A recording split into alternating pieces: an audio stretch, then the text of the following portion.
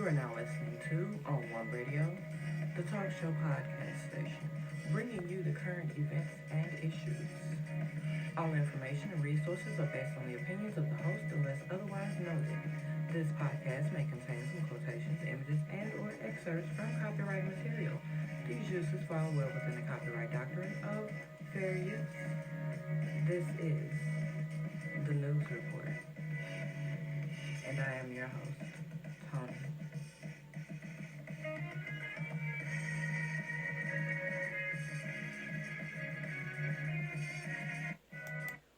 Welcome to all my listeners and all of my day ones. This is your Let's Talk News Report.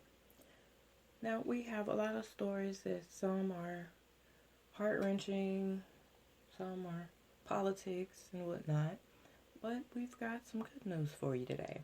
And this news is coming out of Mississippi. If you have not heard, you're hearing it here first. Mississippi has a new state flag. So, what does that mean? Well, for black students, Mississippi's new state flag means end of a Confederate relic. Now, some Mississippi school leaders refuse to display the state's previous flag to shield students from a symbol of the Old South. A new flag is changing that. So, Mississippi voted overwhelmingly to replace the state's flag's Confederate imagery with one featuring the state's official flower, which is a magnolia, and the phrase, "In God We Trust." Now, that's always a good thing there. So this is a good news story. Now, Jackson, Mississippi, 8th grader Ethan Lott had seen the Confederate battle emblem plenty of times, but he didn't connect it with Mississippi state flag. The 13-year-old had spotted the emblem, a blue X against a red square with 13 white stars. On bumper stickers and flags in front of some homes there. But it wasn't flown in his middle school, which only raised the American flag. Now, Ethan thought the state flag, which included the Confederate emblem in the upper left-hand corner, was just one white people had when they didn't like black people. It wasn't until late October, as the state prepared to vote on a new flag design, that he learned the Confederate symbol had officially represented Mississippi for decades. Now, he was taken back, said LaShawna McInnes, principal of Powell Middle School, who discussed the flag with Ethan. And she said, "I could see it in his face." McInnes had called Ethan to ask if he would participate in a ceremony that would take place at the school if voters chose the new flag. Now, in the years before the vote, the state flag had gradually disappeared from public schools in Mississippi's capital, several districts in the Mississippi Delta as well, and in other pockets of the state took down the flag with its Civil War, electing to fly only the American flag. Most of these districts were nearly all black and black-led. On these campuses, leaders resisted, or at least never prioritized, displaying a symbol that has long been viewed as racist by many in the nation's blackest state, even though Mississippi law required public schools to fly it. So now, after Mississippi voted overwhelmingly on replacing the flag's Confederate imagery with one featuring the state's official flower, a magnolia, as well as the phrase, "In God We Trust," schools that balked at flying the state flag are now planning to hoist it for the first time in recent history. McInnes, who is black, watched the Dukes of Hazzard growing up. As a child, she didn't think much about the rebel flag on top of General Lee's car, featured prominently on the show, named after General Robert E. Lee, the Confederate Army leader. But as a principal of a school where almost all the students are black and some live with grandparents or older relatives who lived through the Jim Crow South or whose parents did, she thought differently. Having that flag flying above definitely would have been a source of tension, she stated. Frank Figures, vice chair of the Veterans of the Mississippi Civil Rights Movement, says some school districts likely removed the state's flag after the passage of the 1965 Civil Rights Voting Act. Black voting power helped to diversify elected school boards and then quietly had the flags taken down. Other schools, he stated, likely never displayed the banner even during segregation. Growing up in 1960s Mississippi, Cheryl Turner couldn't escape the symbol once carried into battle by Confederate soldiers. The image was always looming. On walks home from school, when Turner and her siblings would look for pecans on the ground of the state capitol in Jackson, the state flag was waving in the background. The shadow of the Confederacy was also cast over her elementary school, which had recently begun integrating when she started fifth grade there in 1966. Now, at the time, the campus was named for Jefferson Davis, president of the Confederacy. She was spared from the mobs that had attacked black children integrating schools in the North Mississippi town of Grenada that same year, but she still has hurtful memories. A white teacher questioned whether Turner and other black students would be able to keep pace with their lessons. She's not sure if the state flag flew at her elementary school, but in college, she couldn't miss it. At the University of Mississippi, crowds waved the rebel flag like pom-poms inside Vaught-Hemingway Stadium, so much that she didn't feel comfortable attending football games to watch a home team nicknamed the Rebels. Being a student there was the first time I really felt the anguish of the flag, she stated.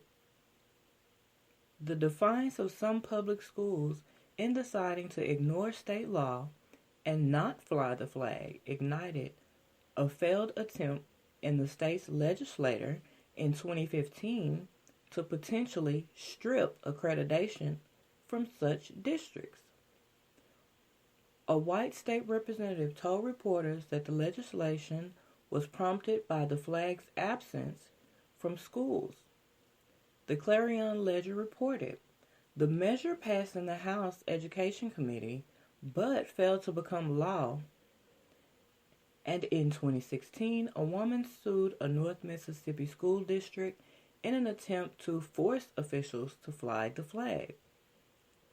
The legislature's turnaround from potentially punishing districts for not flying the flag to replacing it happened amid widespread demonstrations across the nation against racial injustice this past summer.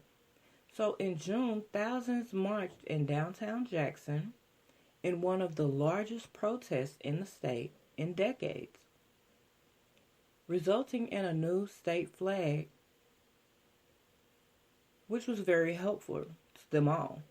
In July, Governor Tate Reeves, a Republican, signed legislation to replace the state flag. The law required that the new design be approved by voters with a mandate that it included the phrase, "In God We Trust," and excluded the Confederate battle emblem. A day after Mississippi voters approved the new design, Ethan and McInnes attended two small flag-raising ceremonies at Powell Middle School and the district's downtown office. Ethan's grandfather attended and several generations watched as the junior ROTC unit from Forest High School pulled the flag up the pole. There was a reverent silence as the banner waved in the wind. The new flag flew for only one day at Powell as school officials wait until January for the legislature to officially ratify it. Because of the pandemic, Jackson students won't return to in-person classes before the end of the year. Ethan hopes that when schools physically reopen, the new flag will be there to greet him. It's always important to learn about past history to build up your future, Ethan stated. It did represent our state once. He wants his classmates and the next generation to know the steps it took to change the state flag. Turner is grateful young Mississippians won't grow up in the shadow of the Old South like she did. In 2017, students, parents, and educators voted to rename Jefferson Davis Elementary, her alma mater, named after the Confederate president, to the Barack Obama Magnet School in honor of the nation's first black president. Now, Turner has a sign with the new state flag in her front yard. She's thankful that her 7-year-old granddaughter and her young grandson won't be confronted with relics of the South's worst transgressions. The flagpole outside their school won't fly a Civil War symbol. Her school's name won't honor the Confederacy.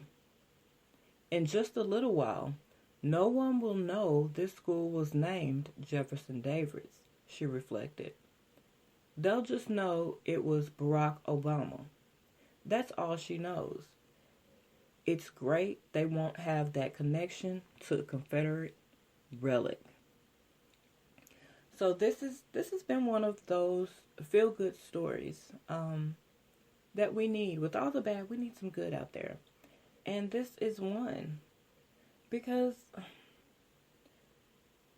I mean, let's be honest here. Out with the old, in with the right. We don't want our children to have a looming or uneasy feeling with attending school or having this just pretty much looming over them everywhere they go. No one wants their children to feel like that. And for those who have been hurt, because generations have been hurt behind the Confederacy, they can actually sigh a bit of relief there. And that's always great. The less stress, the better. And it is time for change. Not just there, but everywhere. Change is good. Will it be easy? No. It will be challenging. But it is time. And in due time, and, well, inevitably, change is to come. So this has been your news report. Mississippi has a new flag. And we'll keep you updated on any possible changes. And should any other states decide to change, I'll definitely report that too.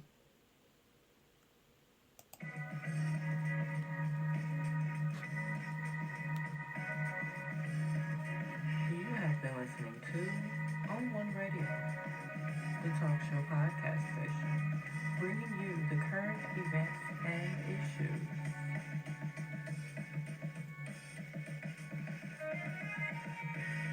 Thank you for taking the time to listen to my news report. I wish you the best and have a wonderful day and night.